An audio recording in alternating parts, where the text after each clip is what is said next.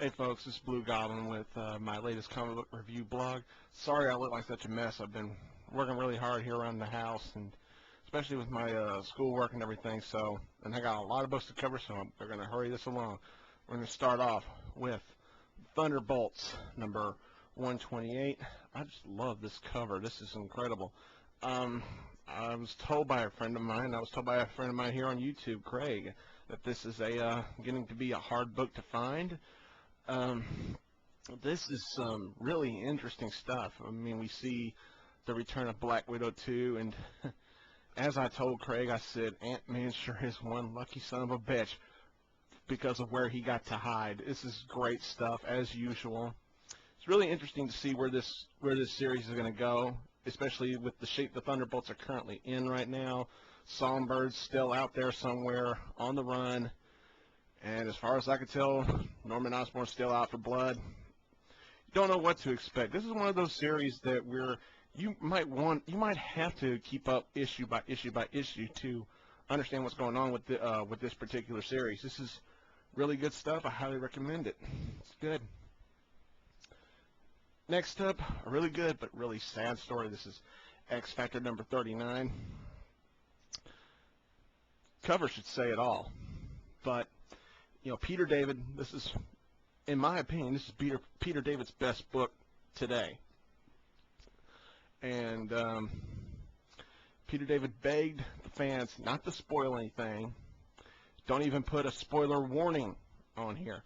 And you know what? I'm going to respect that. I'm going to say, Mr. David, you have my word. I will not spoil this book. I'm just going to say this is by far your best series to date. This is really good stuff. This is a book, if you can find it, go ahead and get it. It's really good. Really good. Holy shit. Speaking of holy shit, Spider-Man Noir number 2. Yes, I got the variant cover with Felicia Hardy, even though she's not in this issue. That sucks.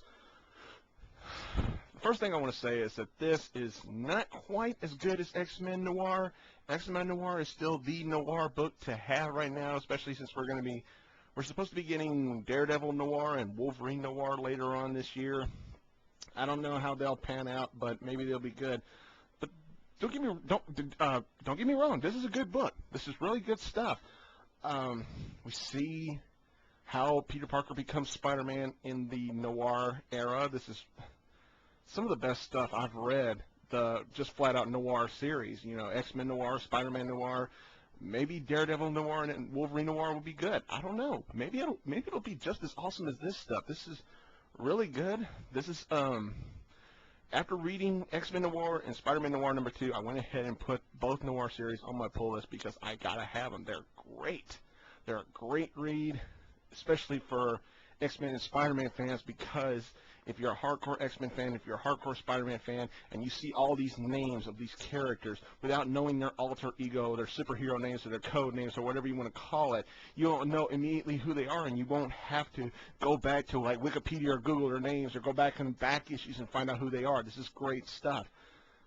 I can't say any more about it. It's great. Pick it up. You'll love it. I certainly did.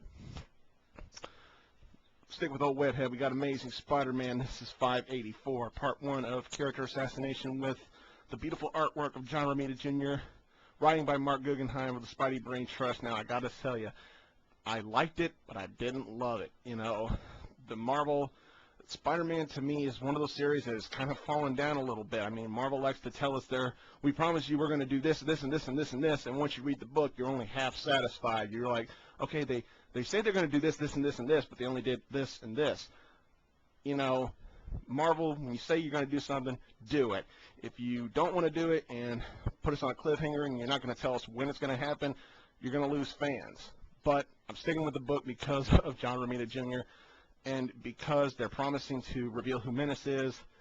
This first issue, I thought they revealed who Menace was, but it turns out it was just a hallucination, and that pissed me off. But I looked past it because it's Marvel. What are you going to do? I'd say go ahead and buy it because it's John Romita Jr. Enough said. But writing-wise, it's not the best. Let's go over to Dark Avengers number 1. I was kind of skeptical at first about this title, but once I read it, I went, sold. This is good. It doesn't really feel like an Avengers book to me. It feels more like the next volume of the Thunderbolts to me, because it's. I'm gonna have to spoil one thing. The Iron Patriot. For those of you who have not read this, I'm sorry, but I have to spoil this because I was wrong. I thought it was going to be Luke Cage. It turns out the Iron Patriot is Norman Osborn. But I won't tell you who the rest of the heroes or Avengers are. You got to read this to find out for yourself. This is it was pretty good. I was skeptical about it because I was thinking Dark Avengers just doesn't sound right, but once you read it, you're just like, yeah, I'm sold. It's good. Buy it. Read it. It's definitely worth the $3.99. It's good. Marvel's doing good. Well, let's go to Subgood. Astonishing X-Men number 28. I gotta memorize these numbers. I'm sorry.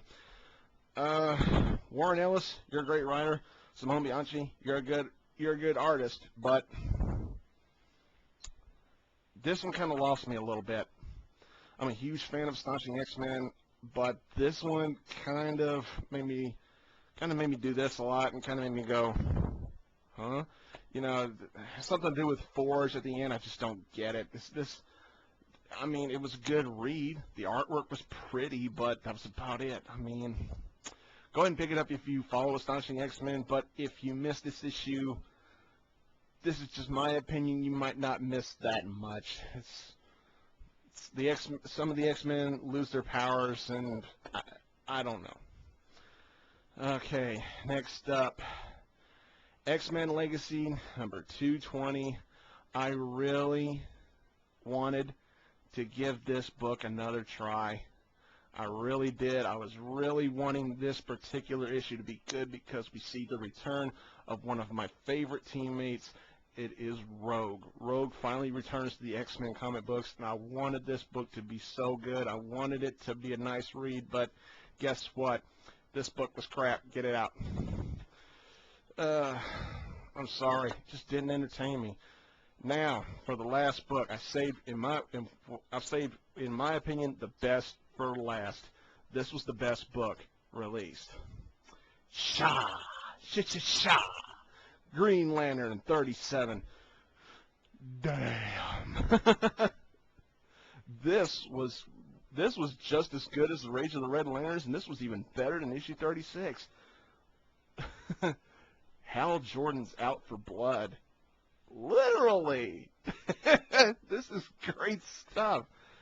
Jeff Johns, you are a god right now with DC, because Craig has said on his blog that DC has put out 90% crap, and he said if there was any DC book to pick up, this is the one to get, and he was absolutely right. And Craig actually saved me from buying the Deathstroke one-shot, because I was thinking about getting that book, but after seeing how he reviewed it, I think he saved me. I'm going to tell you right now, if you were forced, I mean literally, twist your arm forced to buy one book from DC, or just one book this week, make it this one. This is good stuff. The last page will blow you away. It made me go, what the hell? It wasn't as shocking as Old Man Logan number 70 was, but it's a jaw dropper. I'm not going to spoil it. I'm just going to say, last page, son of a bitch. Wow. Good stuff. Good stuff by DC. I can't recommend this highly enough. This book was damn near perfect. Well, that's all I got for this week. And I want to let you guys know, excuse me, that my next review will be on these bad boys.